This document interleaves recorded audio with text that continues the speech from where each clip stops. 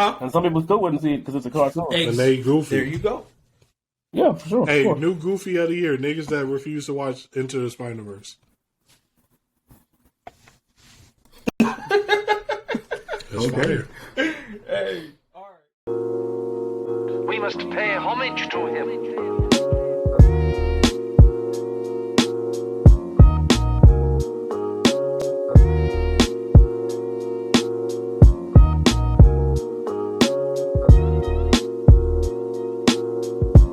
But this is what I'll say about like Marvel movies in general. I don't think Marvel is going too much that way, but just this will be my caution for the future, is that I see that they start to get a little more comic book accurate as we go. And for some people, I think a very small minority think that's actually good. But I think a lot of people kind of riding with the wave of like, oh, like you said, Doctor Strange does something stupid. Well, that's comic book accurate. But my argument would be like, who gives a fuck? Like the comic books were so bad that Marvel had to sell half their properties. That's why Sony owns Spider-Man now. Comic books fucking suck. Get over with it. You know what I'm saying? Like they'll never be as great as you thought they were. There's a small minority of people that actually fuck with the comic books heavy. I think they should push away from that. Because like you said, some of this stuff becomes a little ridiculous. Like, well, why would he do that?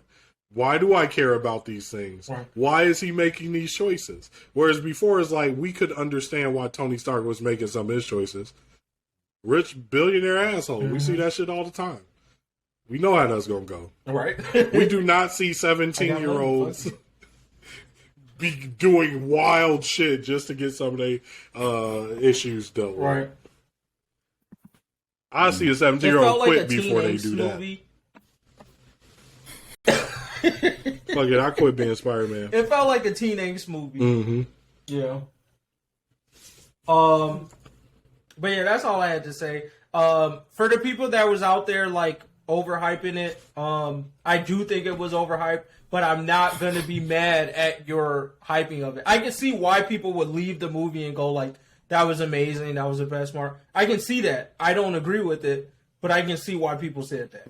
So I'm not going to dismiss those opinions. I'm just going to say, I consider it the greatest of all time. Like, and when you say that, right? Mm-hmm. Like, because that's what was going through my mind when I was watching the movie, right? Like, because we talked about it beforehand. So I was watching it, going like, okay, niggas are saying this is the greatest. Like, how? So I had to like take my inventory of all the Marvel movies I've seen, and I go like, the only real team up movie, right, are like three of them: the two Avengers movies, and technically Thor Ragnarok. You could argue was a team up movie because of Civil War, Hulk's involvement and all that other stuff. And Captain America Civil War. That was damn near an Avengers. Oh movie. yeah, my bad. That too. And if I look at those, would I say I had as much fun with those? No. Would I say if the Avengers movie maybe was like if Infinity War was one big movie, I think I could make a stronger case. But since they were like two separate movies, I have to look at them separately. And I like can see how somebody would say that Spider-Man movie was better, especially with the history of Spider-Man. And I think that's what gives it that edge too. I think like more people know that nigga Spider-Man than they do. Well, for sure, Spider-Man is the most popular superhero on the planet. But I think we need to separate like what we consider good cinema and what we consider a good comic book movie. And the reason I think that is because we go to comic book movies for a specific reason. You wouldn't go and watch Blonde Lightning Homie with a Hammer. No, you go watch Thor.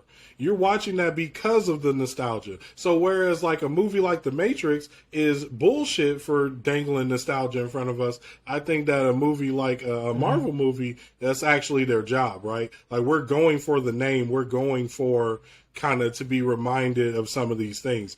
On top of that, do we want a good story, a compelling story? Absolutely. But I think the most important thing that we go to comic book movies for is to see a portrayal of a character.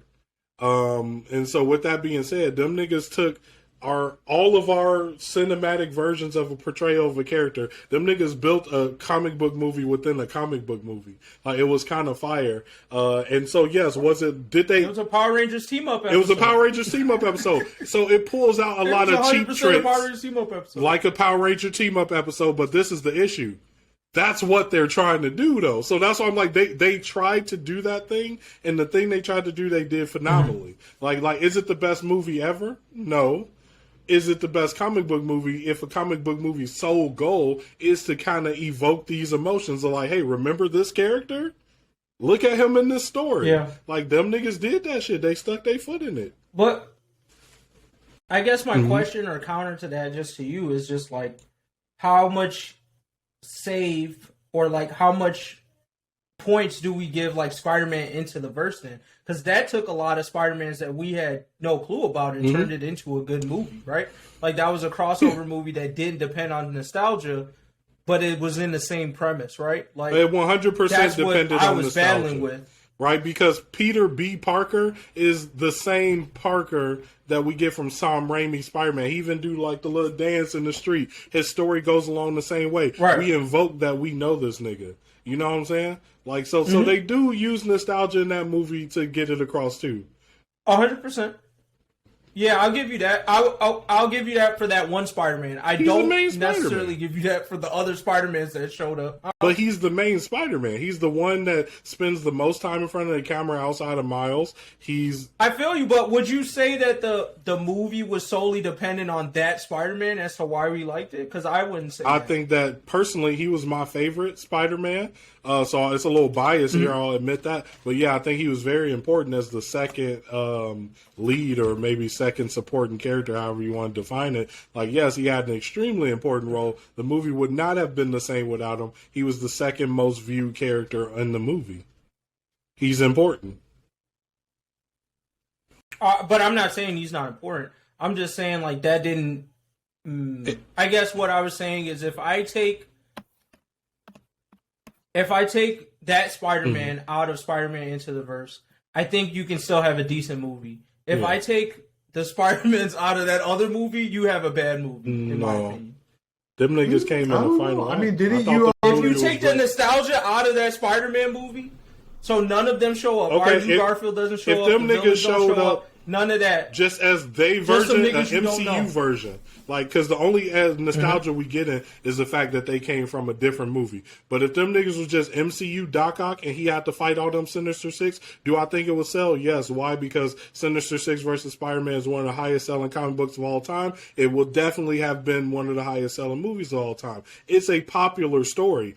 That shit, every single Spider-Man movie, the Raimi verse, the one with Andrew Garfield, have all been trying to build up to that exact moment, right? Because it is one of the most, it's the Avengers Endgame of Spider-Man, right? This nigga fighting 6 villains, he get packed out, put on a black suit. It's a whole bunch of shit, right? But like, yeah, I think it would have been lit either way. They just decided to go a way that made it even more lit. Like, it still would have been the highest grossing movie, Spider-Man movie, even if it wasn't no type of interdimensional shit.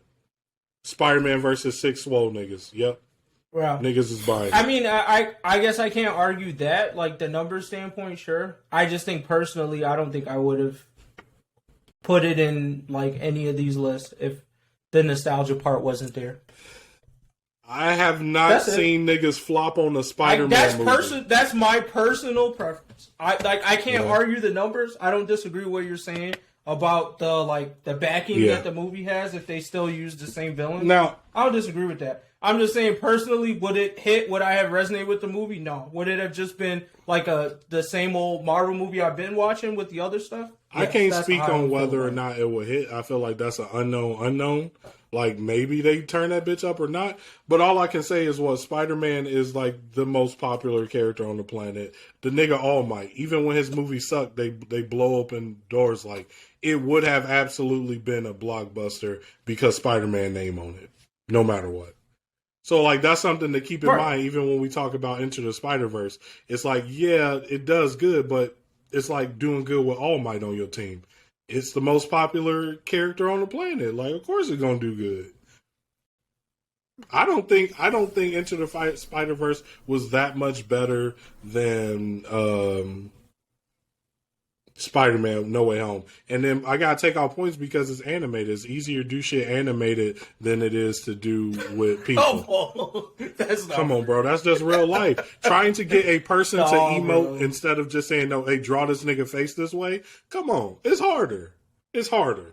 No, I give you that. What I'm saying, though, is that if you put both movies side by side, that Spider-Man movie is always going to have the edge. The live-action one is always I mean, gonna for have the peons, edge not over the for animated people one. like us with intelligence, surely. Like, animated But that's what we're movies talking are about. good. When you start talking about the grossing and all these number stuff, you're talking about the average and the mass to me. Not me specifically, right? So when you talk about that, then to me, yes, the live action one always has. But at the same time, people are way more connected. I could never to give Tom anything Holland. other than an impersonal data dump to you because I can't tell what you would like. Right. Like, it's the future that we can't see. That's an alternate universe, my 100%. nigga. I can't tell you would have liked it. I could just tell you that shit would have slapped in box office. That's all I can say. Right, no, but when you said taking, I won't get too much All into right. it. All I'm going to say is the taking points away from the animated thing is unfair because the live action one already has the edge. That's all I was saying. I could take that. The mass audience is way more connected to that. Most people didn't get out their seats to see Spider-Man Into the Verse. They got up to see it because other niggas was like, you have to see this movie. And some people People wouldn't see will it get up on their cartoon. own to watch Spider-Man. Huh? And some people still wouldn't see it because it's a cartoon. And they goofy. There you go. Yeah, for sure. Hey, sure. new goofy of the year. Niggas that refuse to watch Into the Spider-Verse. That's Okay. fire. Hey.